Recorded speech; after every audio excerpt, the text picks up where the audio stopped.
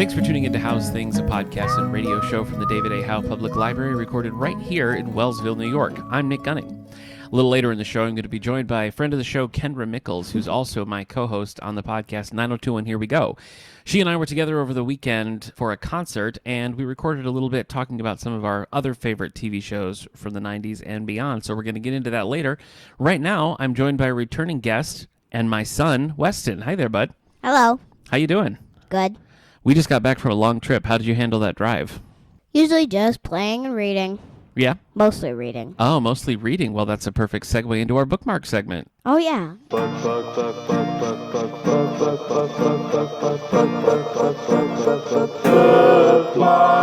So did you read anything in the car that you liked? I read a new book. Yeah. Teen Titans Go, Welcome to the Pizza Dome. Welcome to the Pizza Dome? Yeah. Okay. That's the name of one of the last issues. Oh, okay.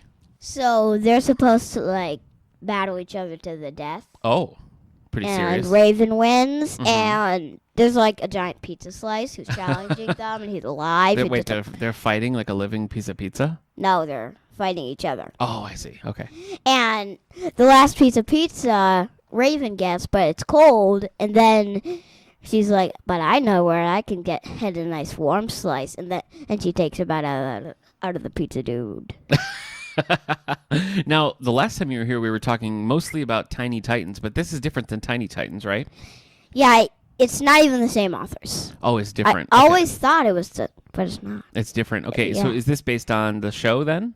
Yeah, but on the book it says, as seen on the hit Cartoon Network series. Oh, that's right. Yep, so it must be based on the show. Yeah, but I've never seen the... Well, no, I think they just take the characters and the designs from the show. I don't think it's actual stories from the show. I think I've only read the first volume of that series, but I did like it. And Party? Yeah, I think you're right. That's what it's called. And I used to read the old Teen Titans Go series that was based on the earlier show, the more serious one. And they were in little small digest size comic books. Do you have any of those? Have you read those? Yeah. I've read two. Do you like the serious ones or do you like the goofy ones better? I like Teen Titans Go better than Teen Titans. Oh, okay. All right. Well, I understand that. What about any novels or anything like that you've read recently? Like Teen Titans? No, I mean not a comic book, but a regular old book. I have read Scooby Doo and the Stolen Treasure. Oh, okay. Yeah, I read that one too. Yeah, but it's weird because it's not what they do. It's not what they do. They solve haunted mysteries, not just regular old. Right. This time they're just trying to find a lost suit of armor. Yeah, but that's not what they do. That's not. You're right. No, you're right. It's different for Scooby Doo. That was written by Horace J. Elias. Didn't he write some other books that you like? Yeah, a bunch of Yogi Bear. Oh, really? Like what? Like Yogi Bear and the Baby Skunk, I think. Okay. And do you like those? Do you have a favorite Yogi Bear book? Definitely Yogi Bear Playtime in Jellystone Park. Oh, yeah? Where he, sews the pockets of the Rangers' clothes shut, sew the cuffs together so he can wear them or put his hands in the pockets. That's pretty funny. That's mischievous. You're kind of mischievous, wouldn't you say? What? All right. How about, what have you been reading? Oh, well, I did read some comic books. I read the Hawkman Archives, Volume 1. Oh, yeah, you read that while I watched something? Yeah, I got that on the trip. Have you seen or read anything with Hawkman in it before? I do have a Hawkwoman action figure. Oh, that's cool. Well, this was fun. This was by Gardner Fox. It was the really old Hawkman stuff, and I'd never read it before, but it's cool because it's kind of sci-fi, they're from space, and that's they're like space cops, so it was kind of cool. What? I read something else that you might like. I read Love, Lucy by Lucille Ball. It was a book about Lucy's life that she wrote herself. Really? Yeah. Oh, speaking of Lucy, yeah. Remember that the episode where the dog was playing the piano from the inside? That's right. That was really funny. Yes, and Lucy was trying to hide it. Yeah, she was trying to pretend like she was playing. Yes, Lucy adopted a puppy, but they weren't allowed to have a puppy in the building. She told everybody she got rid of it, but she really hid it in the piano. Yeah, after hiding it in the closet, and the hat was moving. That was really funny. Yeah, it was funny. It was funny. So I read that. I also read Archimaniacs by Franco and Art Baltazar. Oh, yeah, me too. Which is, well, tell me a little bit about that one. Well, for some reason, the villains are good. Yeah, it's about Joker and the others. But they're whenever the Joker walks, it becomes like fully sunshine and rainbows. Yeah, I didn't really get it. I guess they're just saying, what if the bad guys were good guys or something? Yeah, plus the Arkham apartments, like, come to life. Yeah, it was definitely a weird book. Yeah, it was pretty weird. Yeah. Are you reading anything right now? Like, what's on your currently reading list? I'm currently reading Volume 3, Mumbo Jumbo. Of Teen Titans Go? Yeah. Okay. They're really funny. They're really, really funny. So you're in kind of a Teen Titans Go mood. Yeah, well, I know one of my favorite issues. Yes. Where Starfire has like a million dates and Robin wants to be her date. Yeah. And then whenever someone answers the door, he like slaps them in the head with his staff. But when Martian Manhunter comes, he's like, "Say, do you still have a weakness to fire?" As he puts a torch in his face. Uh-oh. And then he just shoves him in the closet. Yeah, Martian Manhunter is not about fire. Yeah. I am currently reading a few things. Commonwealth by Ann Patchett. This was a book that I got on our trip. Really good so far. I read her book, The Dutch House, which I loved, and I hadn't read anything else by her, so I thought, well, maybe I'll like Commonwealth, so I'm reading that. I'm reading... Are you liking it so far? Yes, I am. It's very different from The Dutch House, but it's good. It starts out about this man who goes to a party that he wasn't invited to, and then he gets fired from his job. No, he doesn't get fired from his job, but it keeps switching perspectives. It's like first it's about this guy, and then it's about this lady, and then it's about this kid. It keeps changing, but it's working pretty well. So I'm interested to see where it goes. I like it so far. Sounds strange. Yeah, it is a little strange, but it's working. And then I'm reading Hawkman Archives Volume 2 because now I'm on a roll. So really? Yeah, I'm going to read that for a while. Yeah. All right. Shall we? Dad. Yes. What? Yeah. I went to summer camp a few days ago. Really? Yeah. How was that? Good. That was your first time doing any sort of camp thing? Yeah. Uh-huh. Did you do any reading or watch any movies there? No, you hardly spent any time in the cabin. Just all outdoors. Yeah. And you can't watch movies. I'm like, lame. Should we get into some book news? Well, probably, because book news is... Look into the future to see what it proves. It's time for book news. Don't interrupt me. Sorry. Book news is what? Well, basically what we usually do at this time. Okay. Look into the future to see what it proves. It's time for book news. Come on. All right, let's look at the New York Times bestseller list. I'm going to look at the children's picture books. Remember to turn that thing off. I hate it. Okay, I won't play any more music. Look into the future. To see Sorry. Okay, here we go. Number 10 on the New York Times bestseller list for children's picture books. Number 10, How to Catch a Unicorn by Adam Wallace, illustrated by Andy Elkerton. This has been on the list 33 weeks, and I don't think we've read this yet. Nope. I'm not really a unicorn type. Really? Really? Huh.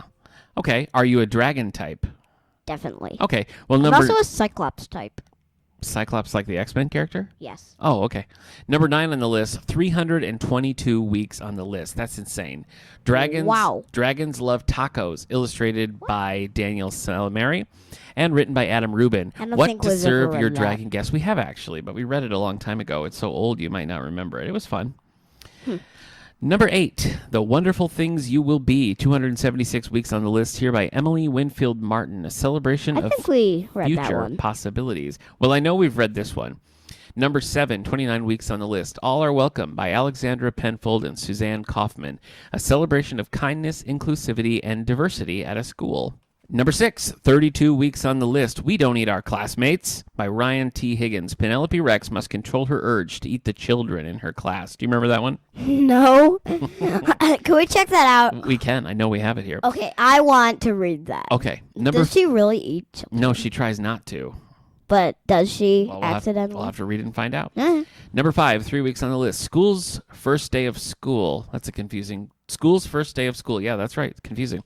By Adam Rex, illustrated by Christian Robinson. Rex! Even the schoolrooms have the jitters on the first day of school. Okay, I get it. Number 4, 3 weeks on the list, You Matter by Christian Robinson. How we all relate and contribute to the world around us. I don't think we read that one. No, it's new. 33 weeks on the list. Number 3 here, The Day You Begin by Jacqueline Woodson, illustrated by Rafael Lopez. A group of school children embrace their differences. Yeah, I remember that one. Number 2, Did you just say tooth? No. I'm about to lose a tooth. Well, hopefully. This thing won't come out. Jeez.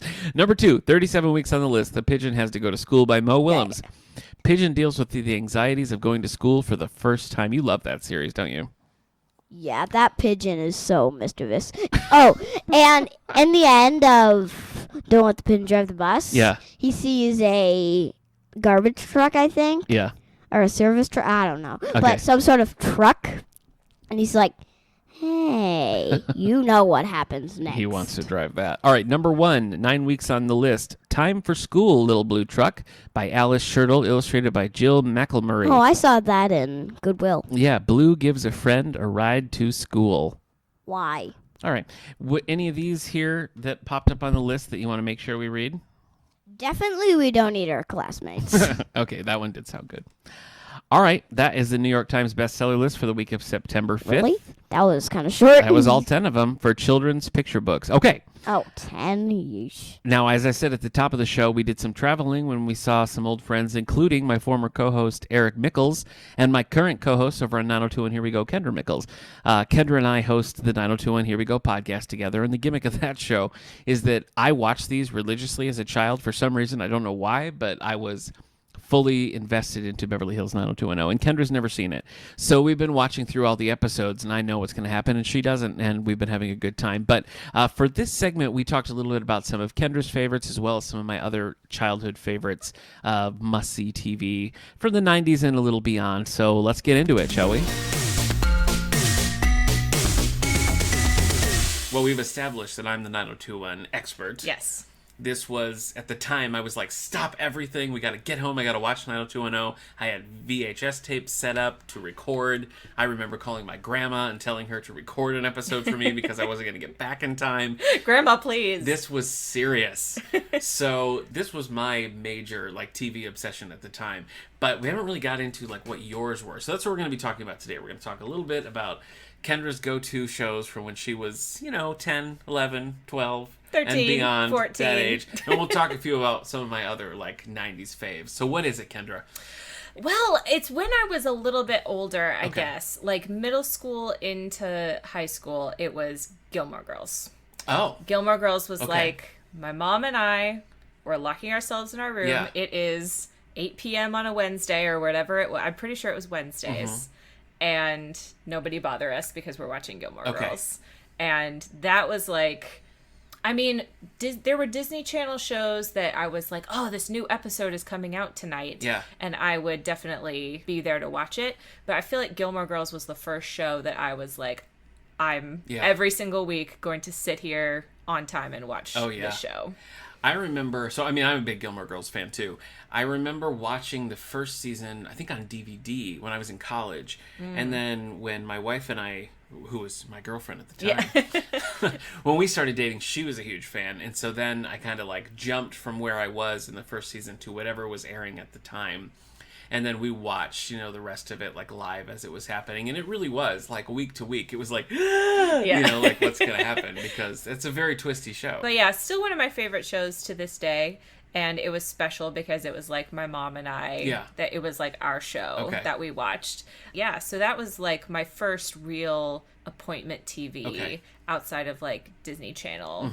I mean, there were many Disney Channel shows that I was like, there's a new episode that I need to watch. But Disney Channel was very good about like, if there was a new episode, they were probably going to play it like 10 times That's the way it goes. in the coming weeks. So if you missed it, it wasn't as big of a deal. Again. Whereas if you miss Gilmore Girls, how are you gonna? That's true. How are you gonna watch it? That's true. Yeah, You can't. I think at the time, like it was like you'd have to wait until summer, and maybe they'd re-air the season, maybe. Yeah. But that, and we that did even have wasn't a Netflix given. at that time, so I don't know if we could have like gotten a season on Netflix. Probably the disc, like gotten a disc. Yeah, we were doing disc. Do you know people still do discs? Is it true? I think that's what Eric told me. Oh. He said people still do discs. Well, some places like you can't get a reliable internet connection. Yeah. If you're in the mountains or the woods or whatever, and sometimes it's just tricky. But yeah, Gilmore Girls is a solid pick. Thank you. 90210 was definitely the one, and the one with the most longevity, I would say, that I was like committed to. I actually think X-Men, the animated series, might edge it out as being technically the first that I was like, I have to see the next episode.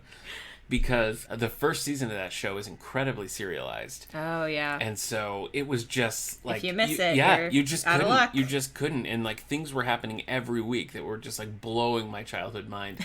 So that was definitely a big one for me. Any dramas? Were you watching any dramas at this time? Not when I was way younger. Yeah, I eventually got into ER, but I wasn't watching it in 1994. You know, you and I have watched Smallville. Sure, yeah. And I don't know that I've told the story, but when I want to say I was in middle school. It might have even been like 4th or 5th grade. Yeah. My family went out of town. I really don't remember the circumstances, but my family went out of town, and I stayed with this lady from our church who was like 30. Mm-hmm. And I just like stayed with her for the weekend, and we had so much fun, and she introduced me to Smallville, and I was like, I love this. Yeah. And she had it taped on VHS. Cool. And she let me borrow it. But then I was watching the episode with Amy Adams. Oh yeah. Where she's like eating a dead deer on the side of the road or whatever she's doing. And my brother came in and told Mom I was watching something scary. I know. And then I was banned from watching it. Wow. So I didn't get to watch it until we did our you rewatch. and I mean, I could have watched it before that, but me and you and your wife Hillary, we did a marathon. We did, but I feel like it took us almost as long to watch it as the original run of the show was. So no, and we had distance between us at the end, and we still managed to finish it. Yes, that's true. That's true. I'm proud of us. Smallville for me, like I remember I was in my first year of college when that came out, and I had mixed feelings about it because this sort of transitions into what my other 90s TV obsession was, and that's Lois and Clark. Oh yes, of course. The New Adventures of Superman, starring now on 902 HBO alum Dean Cain. Yes. Who at the time when the Lois and Clark pilot aired, I was like, it's Brenda's boyfriend from 90210. Look, guys. Like really, that was my thing. But Lois and Clark was 4 seasons, and it was renewed for a 5th season, and that was in like TV Guide and stuff. And season 4 like notoriously ends on a cliffhanger that was never resolved because the network later was like, we're not going to do a 5th season. So it's just nothing. It's just completely unresolved. And Smallville was not long after that. Like it was within a year or two. And so I had kind of a bad attitude about Smallville when it was coming out. I was like, I just want more Lois and Clark. Yeah. But did you haven't seen Lois and Clark? Like, you haven't seen it at all? Not a single frame. That's funny. For a long time, I feel like, and I think for a lot, it's still true that when you think of like the best version of those characters, a lot of times you got to give it to Lois and Clark. I mean, Perry White, and Jimmy, and Terry Hatcher is an amazing Lois. Well, she's so good. Usually pretty great. She's so good. I mean, that whole cast is just really strong. And it ebbs and flows. The first season's very different tonally than the others. It's a little bit more serious. And the later seasons they're not goofy, but they're like comic booky without being comic booky. Mm-hmm. They're a little over the top, but you don't see a lot of like DC Comics characters coming in or anything like that. Right. But that was another show where I couldn't. I still feel guilt over missing the finale live because I was like playing with friends or something, or like we were out somewhere and I was like, like, if I leave now I could catch Lois and Clark, and I was like, it'll be back for a 5th season. So I didn't watch it. And I really... You had too much faith. Even now, I hate to admit that I purposely missed the Lois and Clark finale and had to watch it later. It's like how I purposely didn't go to a play that you were directing and that's true. My husband was in. Yeah. No, he wasn't my husband at the time. Before he was your husband. Yeah. I wasn't that good of friends with you guys at that point. That's true. But Lois and Clark, I mean, it definitely had so much of it was based on their relationship, so there was a lot of false starts. We're like, are they going to get together? Is she going to find out the secret? And now there's these like external love interests that's going to throw everything. So a lot of the tension there was more about the romantic subplots, which I was used to. I haven't rewatched it in a long time, and part of me is a little afraid to, but it will always like hold a very special place in my heart because it hit me at the perfect time. Yeah. I also want to say that we, maybe more my brother than me, but I feel like we both were very into the Batman Superman hour. Yeah. Like that was TV that we were like, okay, here we go, Batman and then Superman and Justice League as well. Like I was definitely like that about Batman the Animated Series, but less or so about everything that came after it. Yeah. I don't know why, but but I just like I have such nostalgia for that like opening that they did with Batman and Superman that led into that hour. But I feel like that was a show that we were like, Justice League is on today. We have to get home so we can watch Justice League or Batman. And Batman Beyond. We watched a lot as well. A golden age of DC animation. I know. The silver age, I guess, of DC animation would be the 80s. And I still remember coming in a Saturday morning and finding that Super Friends just wasn't on anymore, that it was canceled. And that was a heartbreak for a young Nick Gunning. It's so weird how, like, when you're a kid, you don't really think of things as, like, in seasons. Like we do. But they are. Like, if you buy stuff now, it's like season 1, season 2. And I'm like, it was just on all the time. There was never a time when these shows weren't on. Well, I think they did such a good job of, like, the Batman Superman hour, for example, a lot of that was repackaged from earlier shows. And so they did such a good job of sort of intermingling. It feels like these shows ran for like 5 years when really there's like 25 episodes that they just kind of, pick apart and put in different orders and things. But I was big into Super Friends. What about sitcoms? Were there any sitcoms at that time that you I'm were trying into? to think. I mean, probably Boy Meets World, but I feel like when I got into Boy Meets World, it was already like in like reruns and stuff. All right. When they were showing it on like Disney Channel and stuff. But I did, if I knew it was on, I was sitting and I was watching Boy Meets World. Okay. Because I love it. I watched Boy Meets World, but it wasn't like, I wouldn't put it in the same level of like, I have to watch it. Like if it was on, I would enjoy it and I was interested like in the characters and what was going on, but it was never like appointment TV for me. Right, yeah. So, do you count shows like Lizzie McGuire? Is that a sitcom? Okay, well then yes. I mean, it's like more like a kid's. I guess I would put that in the same category as I would put something like a Saved by the Bell. Yeah, so I mean, I grew up in that era of Disney Channel show where it's like Lizzie McGuire, Even Stevens, Phil of the Future, Kim Possible. That's an animated show, but so that like that Famous Jet Jackson. Okay. Famous Jet Jackson was the first one. Yeah, that was like my introduction to Disney Channel. And he was on Smallville, to bring it back to that. He was, he was, But the first Disney Channel anything we ever saw was the movie, the Jet Jackson movie. So we were very confused because we hadn't seen any of the show. I really don't know anything about it. Really? Like, I think I was just a little too old. But do you know the premise of the show? No. Oh, the premise of the show is that he is an actor who plays a secret agent, Jet Jackson, on a TV show. Okay. And he brings the show to film in his hometown so he can go to school and be with his friends and stuff. So he like films this secret agent show, but he also goes to school. But he's not really a secret agent. That's what I thought you were going to say. Well, in the movie, it's a little confusing. Oh, okay. Because there's like some of the characters come out. It's like very trippy, the movie. Wow. Some of the characters from the show become real and it's very trippy and dark. That would be a hard way to start. I know. It was a weird way to start. But yeah, so I was sold out for the Disney Channel, and as far as sold out. as far as appointment TV went, the movies specifically, the Disney Channel original I know movies, about that. Yeah. It was like if it's premiering, I'm in front of the You're TV. Gonna see it. And they advertised those so heavily that it would be burned in your brain what day and what time it was going to premiere, and I would be there. I remember the first trailer for High School Musical and just being like, what is this? I love it. And I love it to this day. Okay. So we were talking just last week, I think, about some of mine. Obviously, mine are a little earlier than yours. Little. Not Disney Channel so much as like when Nickelodeon started doing, I guess you would say, a sitcom, but that was specifically aimed towards kids. Of course, Saved by the Bell. I was reading the Saved by the Bell books. I actually just recently read a new Saved by the Bell graphic novel. Wow. That's like, it's a few years old, and it wasn't very good. It didn't really, it worked as kind of like an Archie ripoff, but it didn't really feel like Saved by the Bell. Bummer. I'm sad to report. But I was way into Saved by the Bell, and I was 100% into Saved by the Bell, the college years. Yeah. Which was concurrent with 90210. Like, we talked about that when Tiffany Thiessen came over here, like, the cancellation of that show.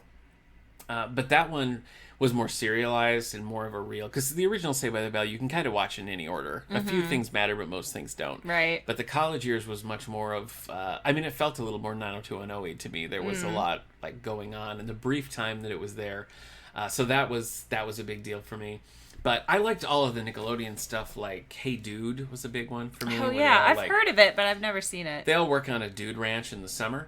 and my wife got the DVDs for me like several years ago now, and I was like, yes, I haven't seen this in forever. And we put it on, and it was horrible. Horrible. Oh, like, that's always rough. Like unwatchable. It was like community theater. It was tough. Not that bad. It was tough. But I love that. And like Secret World of Alex Max, Clarissa Explains It All, Salute Your Shorts. I mean, those were, I needed those. Any mainstream sitcoms you were watching at this time? I don't think so. See, because I often think about skipping. Well, not skipping. I sang my part, but then we were supposed to stay for the entire choir concert. But the Seinfeld finale was airing, so we finished our song, and I was like, I'm gonna go to the bathroom. Not worth it, because the Seinfeld finale is poop. I was disappointed by it, but I did. I feel like that was the most rebellious thing I did, was being like, yeah, all right, I'll stay for this choir concert. I feel like you and I and our spouses are some of the only people that I know. Like, I always think, like, people love TV and movies as much as we do, and then I interact with people and they just don't. They don't. They watch TV, but they're not going to leave a choir concert to go watch a finale of a show kind of thing. Mm-hmm. Especially, I mean, today you can just, you can watch it later. But, so I'm always surprised. I'm like, didn't you watch this? And they're like, no, I've never seen it. And I'm like, okay. Yeah. But I do think it's like appointment TV is different today than it used to be, because we have so many options now. Well, that's what I liked so much about, like, like WandaVision. When WandaVision was coming out, it was like, we didn't dare not watch it that night because I didn't want it to be spoiled. I wanted to be able to talk about it, you know. So I have appreciated a little bit of a trend back towards, same with Mandalorian or things like that, where you're a little bit back into most recently I watched Mare of Easttown with Kate Winslet, and they were putting those out one at a time. Boy. And the night of the finale, HBO, it crashed. Oh my gosh. And I got on Twitter and everyone was like, you had one job, HBO. Like, everyone was freaking out, and I was like, we're all in this together. So that kind of felt kind of cool that we were all like there watching something at the same time. Yeah. Because that doesn't always happen. It's a nice even with like The Mandalorian and stuff, people are like up at 2 a.m. to watch it. Yeah. And if it's like 8 a.m, you could get it spoiled for you. I was listening to there's a podcast I like called Fat Man Beyond, and they were talking about like this new thing and the way with like Stranger Things, like most people who are interested in like genre stuff at all have seen Stranger Things. Yeah. But it's not like a constant source of conversation, because it's like you watch it in a weekend, or people are watching it at completely different times. Yeah. And so you're not reading like articles or seeing tweets about like the episode last night and stuff, and so you lose something with that. Yeah. So I do like that we're kind of having the best of both worlds now. Like, you have your option if you want to do it weekly, or if you want to save it all up, like, you can do that. So I like that. Yeah, there's pros and cons for sure. I agree. I would be remiss if I didn't mention The Office. I feel I just have to. True. So I discovered The Office in high school. I must have been a sophomore in high school, so that would have been 2007. Okay. I don't know when it started, but I was watching it on Netflix. Okay. And I just was like, I was up really late one night. It was a weekend, and I was like, I'm going to try The Office. And I was never the same. As you know. I do know. I think I've seen all of it. Though this is an embarrassing number.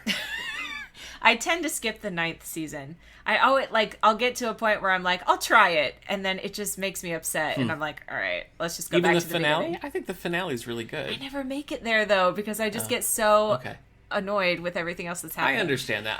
I did enjoy the 9th season. I like to smugly brag about the fact that with both Arrested Development and The Office, I watched them like early in their original runs, and I feel very. Yeah. You were on the bandwagon first. Yeah. I just watch it on a continuous loop. Yeah. So when I get to the end of season 8, I just start again at season 1, and I just like. Even Scott's Tots. No, I skip Scott's Tots every single time. Actually, I feel like I just watched it recently, and I was like, why am I doing this to myself? It's too terrible. Don't you also skip the first season of Parks and Rec? Yes. But I think that's unfair. No. You don't think? No, it's so bad. It's short. I don't know. I don't Andy think it's is that bad. Trash in that. Well, that's true. Who cares about Mark Brandanowitz? Yeah, but Brandanowitz is all through season 2. Yeah, I know, but like, who cares about him and Leslie together? Okay, I got it. Because Ben comes in season 2. True. So and Rob Lowe, of course. Yeah, and Rob Lowe. I have to say, Mad About You. That's another one from the '90s that at the time I was watching. Mad About You came super close to being Paul Reiser and Terry Hatcher instead of Helen Hunt. It was like down to the wire with the two of them. Wow. What a different show that would have been. Yeah, very different. Were you watching any, like, did you ever do like Nick at Night or probably TV Land? Yes. Considering our age gap. Well, I loved Nick at Night. Yeah. I'm trying to think what was on Nick at Night that I loved. There was a time when if push came to shove and somebody asked me what my favorite TV show was, I would have really struggled to make the decision between Beverly Hills 90210 and I Dream of Jeannie. And that's not a joke. Yeah. It's fully true. I remember. I did love I Dream of Jeannie. I loved, Bewitched. And my brother loved Green Acres. Oh, I love Green Acres, yeah. The Beverly Hillbillies. I used to love, on Disney Channel, they used to do old Disney shows at night. Okay. And Zorro. And I used to stay up, like, on weekends. I'd be like, here we go. We're going to watch Zorro. Like the 80s, 90s The Zorro? black and white. Oh, the black and white. The real Zorro. ones. Okay. And I loved it. There was a Zorro that was on, it was just a family channel then, with Duncan Rengar, which my wife loved. I mean, it was like her religion. She really loved that. But for me, it was I Dream of Jeannie. In that one, I mean, I remember this like 3-part episode where Jeannie's like trapped in a box, and it's like whoever opens the box will be her new master. And I was like pulling my hair out. I was like, when is this episode gonna air? I need to know. But yeah, the slate then was Green Acres. It was I Dream of Jeannie. I wasn't allowed to watch Bewitched because she was a witch. Yes, and that's of witchcraft. course. Dick Van Dyke Show. Oh yeah, of course. Watch Dick Van Dyke Show. Mary Tyler Moore. All the time. Mary Tyler Moore. Yes. So I loved all. I feel like Gilligan's Island. Gilligan's Island. I loved Gilligan's Island. Yes. If Gilligan's Island was on, I was watching it. I feel that way now. Yeah. I couldn't It's pass so Gilligan's Island. FX was showing a lot of vintage, like Green Hornet, Batman, Wonder Woman. I was particularly invested in Wonder Woman. Oh yeah, the Linda Carter, Lyle Wagner Wonder Woman. That's so fair. good. Such a good show. Did you watch other teen shows? Like actual like. Well, I don't. Like a Dawson's Creek or. I liked Degrassi for a while. Okay. Does Degrassi count? Yeah, I mean, I've never seen it. I can't speak to it. But. I mostly watched it when I was babysitting and stuff. But yeah, I liked Degrassi. Because my love of 90210 never really translated into like, no, I'm gonna watch One Tree Hill, or it's like it just. I feel like Splash in the pan. I feel like my TV watching was more guarded than yours. Okay. Was. All right. So I was on the Disney Channel and Nickelodeon. Okay. Those were and Cartoon Network. Those, the big 3. I mean, I guess you can't deny that, like, especially the first several seasons of Smallville are very much like sci-fi 90210. Yeah. So yes. Obviously, I mean, that's a teen show that I watched, but it never really translated into going to those other things. For whatever reason, just the magic of 90210 just got me, and that was it. Yeah. I'm trying to think, like, I feel like I said, like, Gilmore Girls was the first, like, actual, this is kind of dramatic, adult kind of show soapy. that I was watching. We're verging off our original topic here, but I loved Desperate Housewives. Oh, yes. That's still high up there. Again, Terry Hatcher. I didn't start watching Desperate Housewives until my senior year of high school. I became friends with this girl. Shout out to Savannah. Yeah. And she was like, have you seen Desperate Housewives? And I was like, no. And she let me borrow her seasons, and then I finished it from there. Yeah. But yeah, it's so good. I keep trying to get Eric to watch it. Oh, I think he'd like it. I know. I think he thinks it's one thing, and it's not. That's what everybody thinks. I remember at the time it was like, oh, it's just about a bunch of wives cheating on their husbands. Yeah, kind of like how Cougar Town. You think it's about one thing, and it's definitely not. Yeah, I remember so clearly when I was in college when that started, and that was coming out, and Dean Cain was in some baseball show that lasted like a second, and I was like, Dean Cain and Terry Hatcher are back. And that didn't happen. Does Dean Cain ever show up in Desperate Housewives? No, he doesn't. Oh, lame. I know, it is lame. It is lame. There's a lot of Supermen. I mean, Jamie Denton, who voiced Superman in All Star Superman, is in there, and Dana Delaney, who's Lois in all the animated Dana series, Delaney. And, Terry Hatcher. All's that to say, I feel like Desperate Housewives kind of filled a similar niche that 90210 did for me, because it was soapy, but like I also really was invested into the characters and liked them. Yeah. So that was like this closest like modern day, and that's not even modern anymore. Yeah. But as an adult, like that was the closest thing. Yeah. Any final shout outs to a show you missed? You're gonna be mad if you don't say. I know. I'm trying to think. I think I've hit the really. I mean, there were. We used to love to watch anime on Toonami. So Gundam was a favorite. Rurouni Kenshin. Another favorite.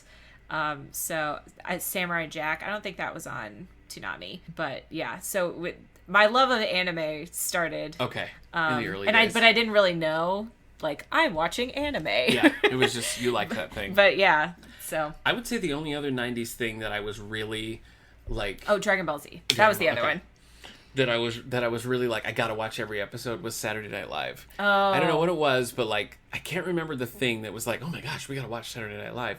But we would work out elaborate, like, I'm gonna have a friend over, I'm gonna go to a friend's house, and we would like sneak and watch, like we'd pretend we're gonna go to bed and then watch it. I discovered Saturday Night Live until I was older, but we did as a family used to just sit and watch Whose Line Is It Anyway? Oh yeah, all the time. We loved Whose Line Is It, and I still do. It's all on HBO Max, and Eric and I are binging it right now.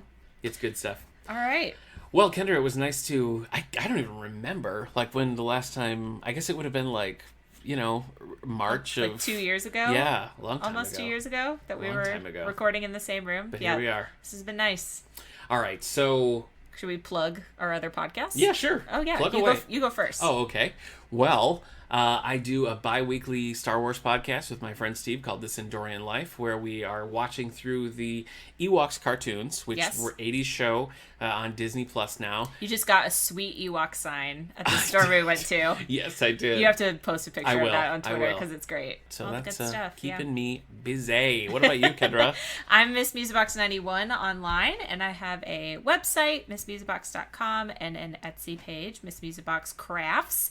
And I host a podcast with my husband, 90s Music Got Me Like. This week, your wife, Hillary, is going to be our special guest because last night we went and saw Alanis Morissette in concert, and we're going to talk about Ironic, which is not ironic that we're going to talk about it. So pop on over there. That is pretty exciting. What about you? You're a kid. Do you have TV shows that you absolutely have to watch? You got to know what happens next. Definitely What's in Scooby Doo. What's new, Scooby Doo? Yeah. Well, I know one of my favorites. Yeah. There's no creature like Snow Creature. Oh. That's got a great theme song. Yeah. Do you remember that? Can you sing it? No. Okay. Even if I could, I definitely won't. Oh, you wouldn't. Okay. Yeah. So and I've also... Well, I know one of my favorite theme songs. Yeah. Mickey Mouse, Roadster Racers. Oh, that's one of your current favorites at the moment? Yeah. All right. So what's new, Scooby Doo? Mickey Mouse, Roadster Racers? Definitely. All right. What about one more for your top three? Definitely Teen Titans. Oh, right. Oh, and there's also another. Oh, really? Okay, yeah. We'll do a top four. I've really been into Robots in Disguise. Of course, I finished it a long time ago. But you still got to go back for more? Definitely. Okay. So Weston's top four TV shows are Mickey Mouse, Roadster Racers. Yes. What's New, Scooby Doo. Yes. Transformers, Robots in Disguise. Yes. Teen Titans Go. Yes. Okay. All right. Well, I want to thank my special guest, Weston, for joining me on the podcast today. I also want to thank Kendra Mikols for talking TV with me. And remember, you can catch Kendra every week on the podcast 90s Music Got Me Like and with me on 9021 Here We Go. All right. That's going to do it for this week's episode of How's Things Weston. So long. Bye.